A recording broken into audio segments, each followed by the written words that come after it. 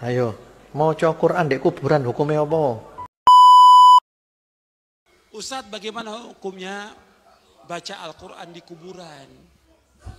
Assalamualaikum warahmatullahi wabarakatuh. Ini adalah kumpulan beberapa video dari kalangan Salafi Wahabi tentang hukum membaca Quran di atas kuburan dan beberapa tanggapan atau jawaban dari kalangan Nahdiyin untuk menjawab syubhat pemikiran dan pemahaman dari teman kita Salafi Wahabi ini. Mereka salah memahami bagaimana hadis itu sahih, akan tetapi pemahaman mereka yang tidak sahih, karena beberapa hadis malah menunjukkan disunahkannya untuk membaca Al-Quran di atas kuburan. Tapi sebelumnya kita akan dengarkan dulu bagaimana pemahaman dari kalangan Salafi Wahabi ini yang membid'ahkan membaca Quran di kuburan dengan alasan dari hadis Nabi Rasulullah SAW. Mari sama-sama kita dengarkan. Gak ada contoh. Nabi gak pernah baca Al-Quran di kuburan. Sahabat gak pernah baca Al-Quran di kuburan. في بلدنا بعد دفن الميت Ini dari يقرؤون على Syekh Saleh الميت Fauzan. القرآن بعد دفنه. هذا من البدع المحدثة، لا يقرأ في المقابر، لا يقرأ في المقابر عموما، ولا يقرأ عند القبور، عند بعض القبور خاصة. كل هذا بدعة.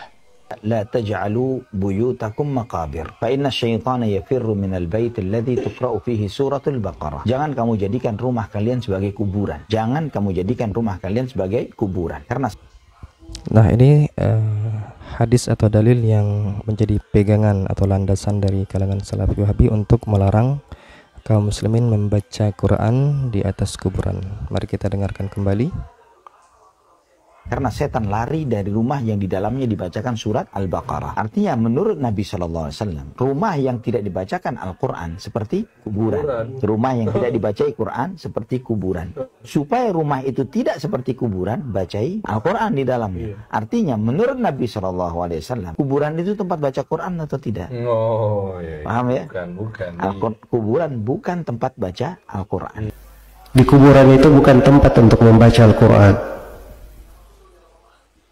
Kuburan itu malah dilarang untuk membaca Al-Quran di situ. Makanya Nabi SAW ketika menegur sebagian orang yang rumahnya tidak dibacakan Al-Quran, Nabi bilang, jangan kalian jadikan rumah kalian seperti kuburan. Jadi rumah yang tidak dibacakan Al-Quran seperti apa? Kuburan. Berarti kuburan bukan tempat untuk mempelajari Al-Quran. Ada kiai, ada ustadz melarang baca Quran di atas kuburan misalnya. Nah, sekarang kita dengarkan jawaban dari kalangan Nahdiyin, bagaimana pendapat ulama tentang membaca Al-Quran di atas kuburan. Apakah benar hal itu tidak diperbolehkan atau hanyalah kesalahpahaman dalam memahami sebuah hadis dari teman-teman kita Salafi Wahabi ini. Mengambil hadisnya salah alamat. Hadis yang diambil, la taj'alu buyutakum maqabiro. Jangan jadikan rumah kalian seperti kuburan. Artinya apa? Kalau syarah hadis itu menurut para ulama, kita harus baca Quran di rumah. Sholat sunnah sebagiannya jalankan di rumah, sekaligus untuk mendidik istri dan anak-anak kita. Itu maksud hadis itu. Tapi hari ini ada pemahaman kelompok hadis itu dipahami jangan baca Quran di atas kuburan. Nyambung apa enggak? Ayo, mau maca Quran di kuburan hukumnya apa? Kalau kita selama ini kalau ngaji satu pihak, ndak boleh, bid'ah, dolalah dan seterusnya. Antum buka kitab Riyadhus Shalihin, atau Riyadhus Shalihin. Ada bab doa kepada mayit atau doa untuk mayit setelah menguburkan jenazahnya dan duduk di samping kuburannya sesaat untuk mendoakannya, untuk mintakan ampunan dan untuk membacakan Al-Quran. Ini yang ngomong Imam An-Nawawi. Lalu beliau bawakan riwayat-riwayat.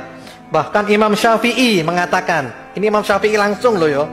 Imam Syafi'i bilang dianjurkan untuk membaca sesuatu daripada Al-Quran Dan jika menghatamkan Al-Quran maka lebih bagus lagi. Yang ngomong siapa itu? Imam Syafi'i. Antum waras sesat, Imam Syafi'i terus. Buka nama kitabnya Ar-Ruh. Sudah diterjemahkan bahasa Indonesia R-O-H, kitab Roh. Di situ ditulis oleh murid Imam Ibnu Taimiyah namanya Imam Ibnu Qayyim Al-Jauziyah. Kitab ini tidak diragukan lagi sebagai ensiklopedia terlengkap dalam bidang alam barzakh, alam kubur. Di situ disebutkan tentang riwayat Imam Ahmad menyetujui orang yang membaca Al-Quran di samping kubur. Awalnya Imam Ahmad melarang, lalu kemudian orang itu berdalil bahwa Abdullah anak Umar bin Khattab pernah berpesan, nanti kalau aku meninggal dunia, bacakanlah ujung Al-Baqarah pada bagian kepala, awal Al-Baqarah pada bagian kepala, ujung Al-Baqarah pada bagian kaki. Oleh sebab itu maka ini diantara dalil membacaan Al-Quran di samping kubur. Lalu kemudian ketika Nabi SAW menancapkan pelepah korma, ini berdalil dengan ini Imam An-Nawawi dalam kitab Al-Minhaj Syarah Sahih Muslim Ibn Al-Hajjaj. Pelepah korma yang ditancapkan ke kubur bertasbih, tasbihnya sampai pada orang meninggal dunia. Kalau tasbih pelepah korma saja sampai, apalagi bacaan Quran orang yang beriman. Mereka membacakan Quran untuk orang yang meninggal dunia, bacaannya sampai baik dari rumah maupun di samping kubur.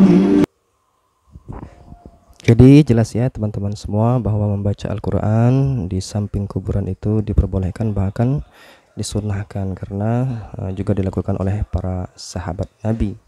Dan dari mereka yang melarang dapat kita ketahui bahwa hanya membaca satu buah hadis saja, dan bahkan itu pun dengan pemahaman yang keliru. Untuk kita semua yang mengamalkan membaca Quran di samping kuburan, mendoakan, terus kita lakukan karena itu amalan sunnah. Dan bagi teman-teman kita yang tidak ingin melakukan juga kita persilahkan, tidak ada paksaan untuk melakukan suatu amalan, karena hal ini merupakan niat kita masing-masing dan pertanggungjawaban kita masing-masing. Yang penting kita tidak saling menyalahkan dan saling membenci antara sesama kita. Terlebih dan terkurang mohon dimaafkan. Assalamualaikum warahmatullahi wabarakatuh.